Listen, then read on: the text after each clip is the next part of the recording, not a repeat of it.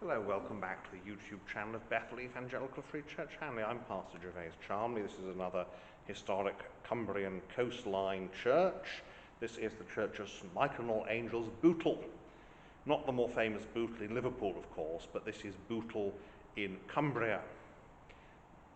It's a church with origins probably about 1,000 years ago, but most of what we see today is Victorian. It was extended and rebuilt. This is another place that benefited from the Victorian seaside holiday. There's a railway, at least there was a railway station. I haven't checked whether there still is one, which I should have done so, but it had a railway station, hotels, and there's a beach. But the church is in the historic village, a little way inland. So we'll have a look around and see some of the salient features of this church. As usual, then we start at the west end, and here that means starting in the foyer stroke internal porch. And I say internal porch because it has a glass ceiling up there.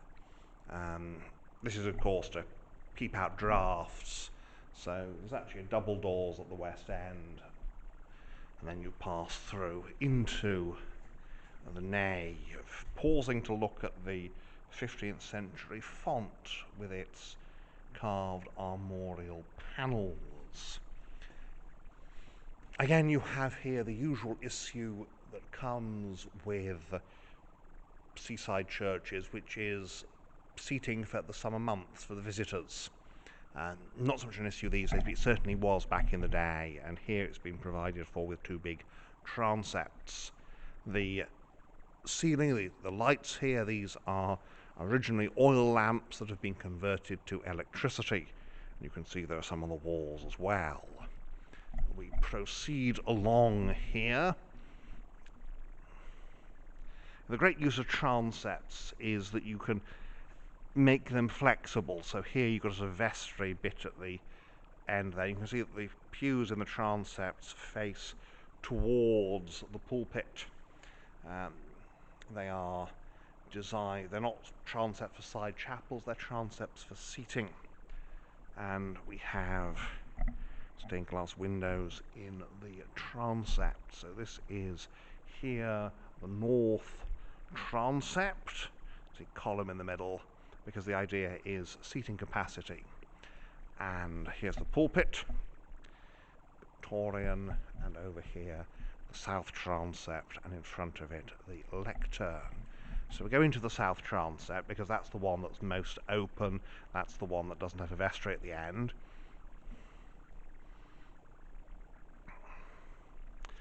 And it tells us here, this church was enlarged in the year 1837, by which means 148 additional sittings were obtained.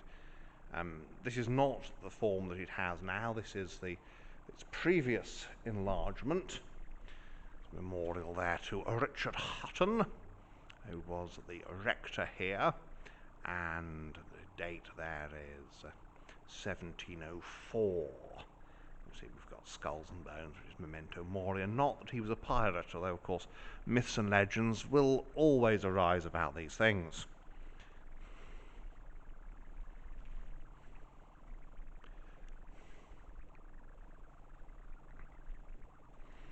The chancel has plenty of stained glass windows, and so the dim religious light beloved by the Victorians.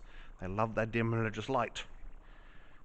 It's only a shallow chancel because most of the seating, of course, most of the emphasis is on what happens outside the chancel, because you need to be able to see. So we have here the brass of a Knight 1547. And here we're standing just inside the chancel, and you can see most of the seating, and there we are round to the west. And quite a nice roof. Organ on this side. We'll see it a bit better when we zoom out a bit. Here we have the Adoration of the Shepherds. This is quite a nice pre-Raphaelite type window, isn't it? Very good.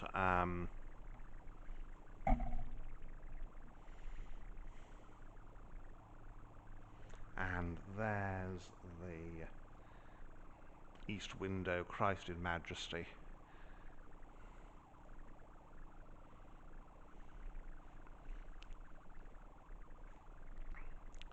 And the organ.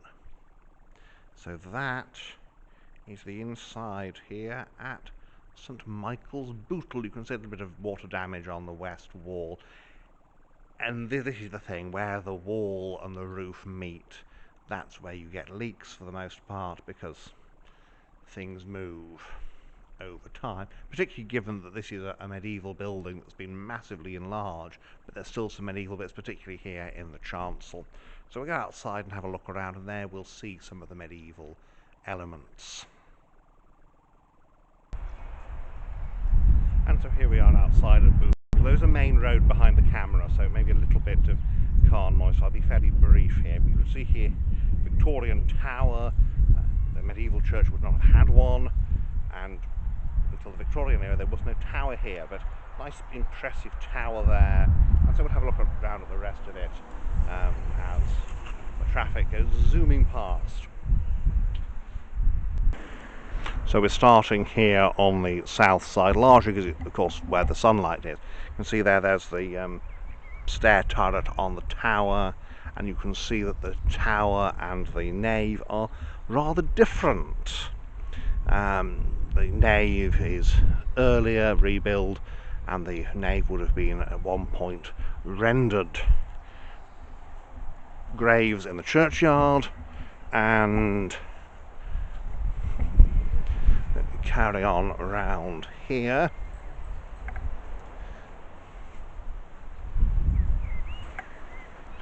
You can see the transepts, I suspect, are from the 1830s restoration. You can tell that really because of the windows, and you see how far out the stone is from wall. That suggests it was supposed to be rendered to protect the stonework. The Victorians didn't like that kind of thing and tended to take it off. The oldest part is the chancel, which is largely still rendered and would always have been meant to be rendered, because that means you can have lower quality stonework. It also protects it from the weather. And here, okay, we're a little bit inland. You can't see the ocean from here, but you can feel it. And look at that buttress. That's not a decorative buttress, that is a buttress, because if we don't have a buttress here, the east end is going to fall into the churchyard. You can see there's the tower, and there's the chimney. Very important. That is for the heating system, of course, which in the winter you really want a good heating system here. Not so much the summers now, but in the winter definitely so. And so there we have the north transept, and as I said, the aim of the transepts is it's a way of enlarging the site. It's also, say, very handy in terms of any sort of seaside place, because you can quite easily say we're not going to use the transepts, and so it's useful now with smaller congregations. You can say we're not going to use the transept so much, and it doesn't matter so much as having to tell people, no, please don't sit at the back, because people are people and they will sit at the back. C of E, Free Church, whatever, they will sit at the back, because it's human nature to sit at the back. And so here we go. See, they've got these lovely big carved gravestones that emphasise the importance of those who were buried here. You've got William Winnerer, who died in 1843, and Isaac, their son, died in Jamaica 1808. Samuel, their son, lost at sea 1815. And it tells you something about the area here. We are near the sea. You do have seafarers. You do have those who travel to make their fortune. And, of course, there's always the danger. And here we have the Grices, and Richard Grice died in Melbourne, Australia, November the 4th, 1882, age 69 years. So, again, people who were left Bootle to make their fortunes elsewhere. So that is, well, we'll just go round the west end and the west door here, trying as much as possible to ignore the traffic going past. You can see there this lovely red sandstone.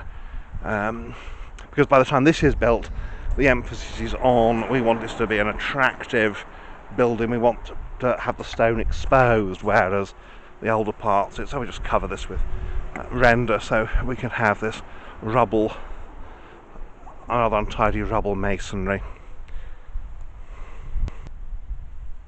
And so that's St Michael's Bootle, a lovely, largely 19th century church here in Cumbria, well, really on the Cumbrian coast, not right on the coast, but on the coast nevertheless. So thank you for watching, and may God bless you and keep you until next time.